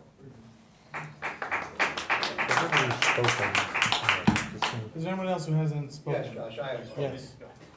Yeah, a few things I just want to comment on. I don't know how the village got along for 140 years, being nonpartisan elections, and they've always had trustees and mayor. So I don't understand that. I don't understand the reason that it snows in January and February. If this was an honest effort to give the people a choice in the village, you could have started talking about it in January to give them some time, the residents, to hear what it was all about. The strategic budget committee you're talking about, when you mentioned that a couple months ago, the first thing you said is one of the things you want them to look at is to see if the supervisor's salary is big enough for the job. We all know where this is coming from. We all know where it's going. And your comment about, old white men, you made that 15 years ago? I have news for you. You're 15 years closer to being one of those old white men. So think about that. But even more than that, you are an elected official of the entire town of Cornwall. 13,000 residents, 10,000 in the town, 3,000 in the village. Your obligation to this community is much higher than any of those other Democrats that carried that petition to put this election on the ballot. You have a higher obligation to this community because you're a leader of this community. And you still use your, I'll say, position, because you've drawn people to your cause, to run a stealth campaign to put the village residents in a position where they had 12 days to hear about this, get information about it, and decide whether they want to support it or not. You should really be ashamed of yourself, and it really shows where the town of Cornwall is headed under your leadership. It's not democracy. You're not a king. We hear that frequently. You're not a king, even though you act like you're a king at times. You've got 3 other Democrats on the board with you. You've got 4 votes. You can borrow, you can bond, you can do anything you want. But I'll tell you now, you have run this town into so much debt. The taxes are going through the roof. You've got all these pet projects that you want. I hear you're talking about an $8 million pool, even though you got a $5 million grant from the state. That's not big enough. You want to have an $8 million pool. Look around. These are real people that work for their money. You threw yourself a $10,000 stipend that wasn't even in the budget proposed when you went through the budget with that town board. You did not have any indication you were taking an increase in the stipend for budget officer, and you were creating a new one because you signed a document for MS4. You gave yourself $4,800, $5,200 for whatever it was. So you really should be ashamed of yourself. You're not a leader for this town. And you are misrepresenting so many things that people are disgusted with what's going on. And the village residents deserve better treatment and more respect for, you live in the village. It's a beautiful place. I've lived here all my life. I've lived in a village and I've lived in a town. Who's next?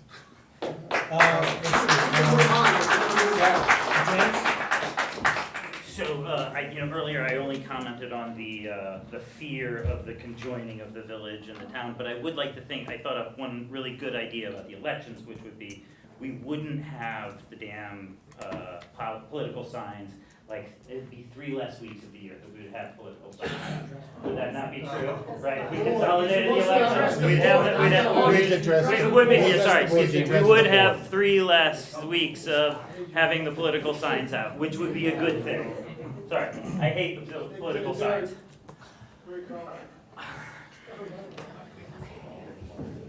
Rich. Good evening, Rich Wallace. I'm on the Hudson, 9 Wall Park Drive. Nice to see you, Mike. I'd like to state, nobody's spoken about the value of the election for the village. Last night it was brought up, it's $3,000. $3,000, sir. $3,000. You're looking for $1,000 just for air, for your dirt. All right? Additional to that, you glossed over your bond for the developer of Stone Hollow. I worked for that company for 3 years, getting their development, getting my first job out of college. I was here in this very boardroom for the planning process in 2006. That project was ready, shovel in the ground in 2008. Housing crisis hit, houses were delayed roughly 10 years. I believe the last closing on that project was 2018. You want to talk about doing things that are friendly for builders, developers, contractors. How about we look at this? I know there was a lot of back and forth with McGowan Housing and Etzel in regard to storm drains, paving, a lot of petty little stuff. Stuff that delayed them 7 years from getting their money back, but now you're going to gloss it over and say that you need adjuncts for the board because you took 7 years to get some developer their money back in the bond. That's money out of their pocket. That's money that they pay the community. They had, at one time, 4 people working for them in this town, outside of that project. And you're going to delay that, and we're going to speak about we're not friendly to contractors and people coming in here. It's not the board. 7 years it took them to get their money back, and you finally approved it tonight. Would we say that's fair? That's not fair. That project started in 2006. They've had money invested into that, and they were a good partner there. And I can say that firsthand because I was a part of it. And to speak to that, and it just looks like how you're going to pack the board, because every time I see a big project come up, you lick your chops like you got a pork chop on your table. And I can tell you haven't turned a few down lately. The hotel project, you were very eager to get that pushed through. And now we're talking about mixed use, high density housing off of 9W, off the Renfrew Angola Road. We could see licking the chops again. And I'll yield. Thank you.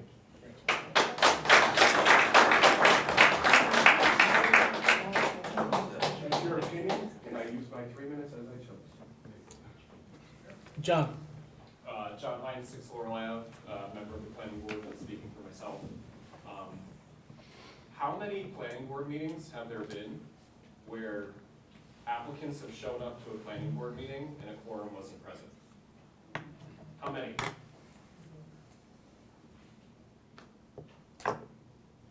This is about power.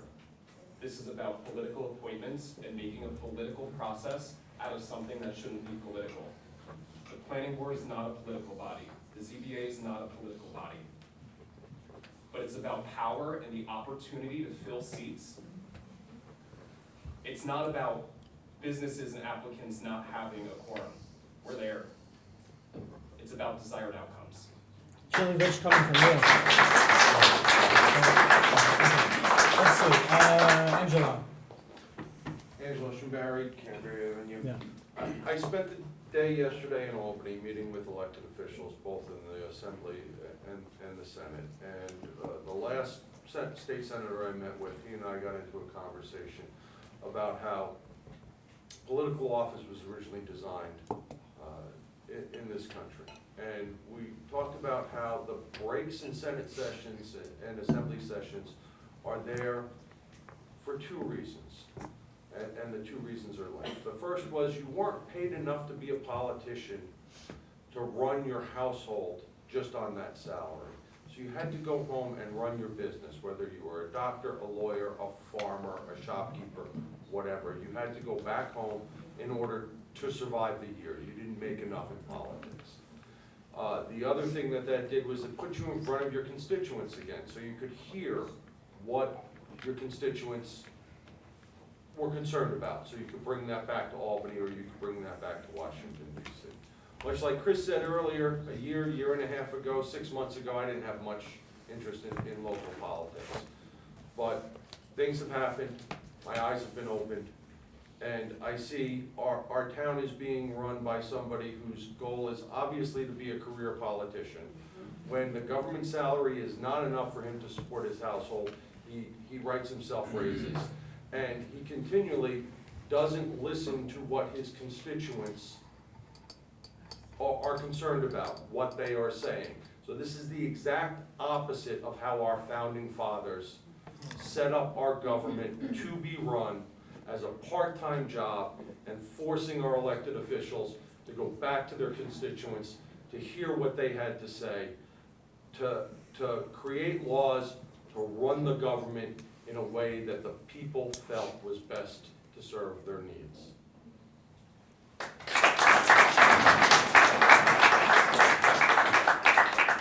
Nancy. Nancy Bryan, Quaker Avenue, Cornwall. I was going to send the board an email, but since I'm here this evening, I thought I would just mention this. I am anxiously looking forward to reviewing each of your ethics disclosure forms that have still not appeared online. I don't know whether I need to foil them this year. However, it is mid-March. It would be nice if the members of the board produce their ethics disclosure forms as soon as possible for the community, and I certainly would encourage the board to be truthful in their disclosures this year. Thank you. Are they on the website, Jen? Jen has them, and They're I not on would. the website, no. Yeah, I mean, I would ask them, and I know, like, it would be nice if the village would do the same thing too, for all their trustees. Josh, come on. You know So, what? so, I'm talking about you, the board in the town. So, what's good for the goose is good for the gander, huh? Okay, let's see, anyone who hasn't already spoken, is that, Greg, did you speak on this issue yet? But I'm not even gonna speak on it. Okay, good, a different one, all right. I'm going to be a counterpoint here. Greg Roby, Mineral Spring. I need to apologize for misrepresenting you in front of the school board on February 26th, if it was a specially called meeting. My dyslexia, I saw February 3rd, March 3rd. My bad, I corrected it to the school board. But I have you represented by our president of the school board that you were not putting on the agenda any of the resolutions that I petitioned. Are you associating yourself with that?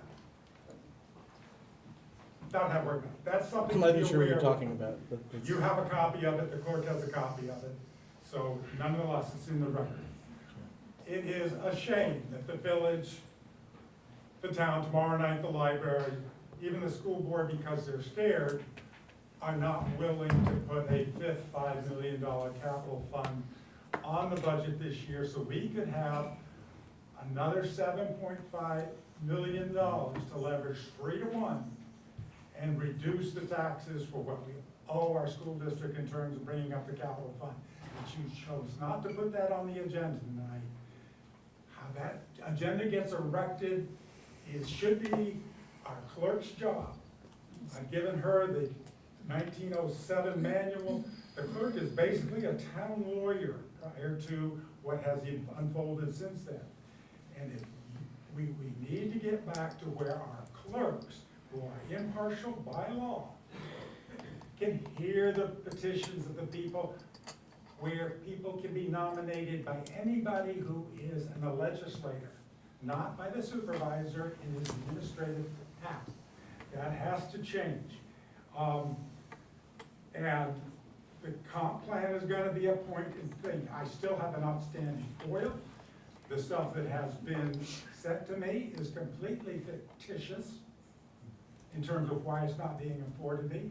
We did not have the statutory planning board or a special board, but we had a committee that was advisory and informal. That is a direct violation of our law.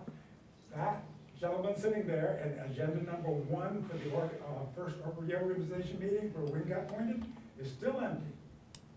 Why and how he got nominated is not in the record.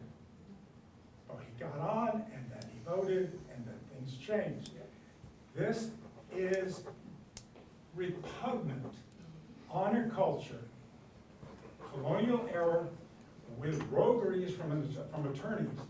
And it is abrogated. That's Article 1, Section 14 of our Constitution since 1777. Lawyers make money by keeping people who want to have power in power, and we pay for it. And that needs to end. Our clerk needs to be given her autonomy. We need a digital bulletin board, rather than just the one in the town, off the hallway. You need to get stuff out to the community. Is there anyone else who hasn't spoken yet? All right, Eileen, and then I'm closing public comment. Okay, Eileen Regan, Cornwall. To bring up the housing issue, you're all for the Governor Hochul's affordable housing. By doing that, you are giving up home rule. And I believe the comprehensive plan has something to do. I think it's one great big picture. This is my opinion. Others may be of the same opinion. With regard to elections, why March, November is very important. March is nonpartisan. The village has operated that way for over 140 years. Moving it to November makes it political, and it changes the whole picture, and it should not be done.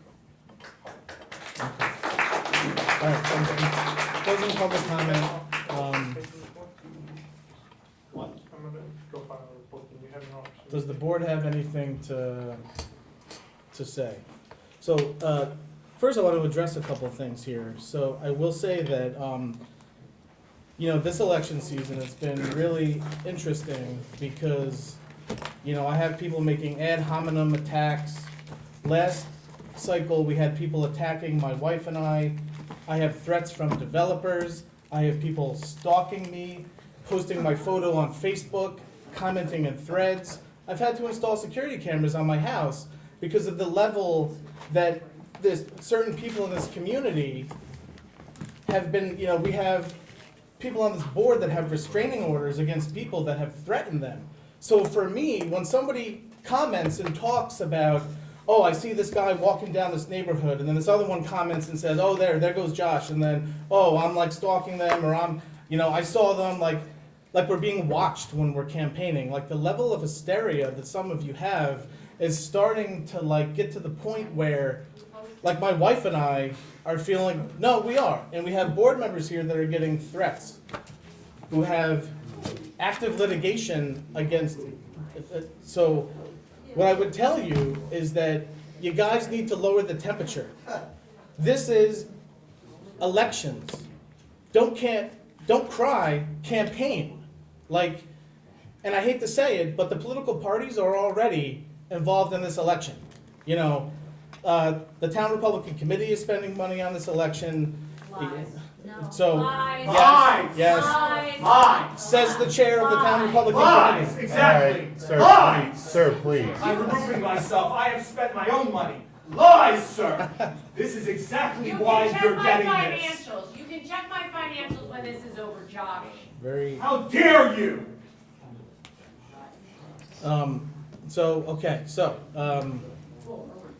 What's interesting here on this is that we basically had,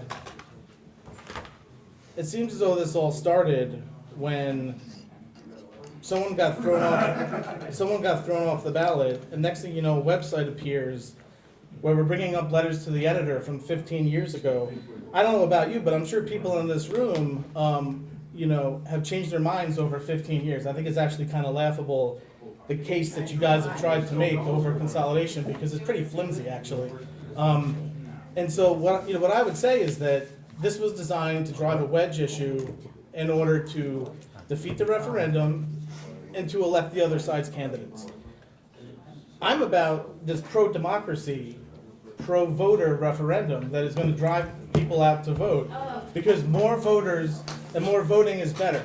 Yes, look, you know what, for those of you who are against this, I'm sorry, but I am for more people voting. That's what I believe in. For what? That's what I believe Not for in. the village. And, okay.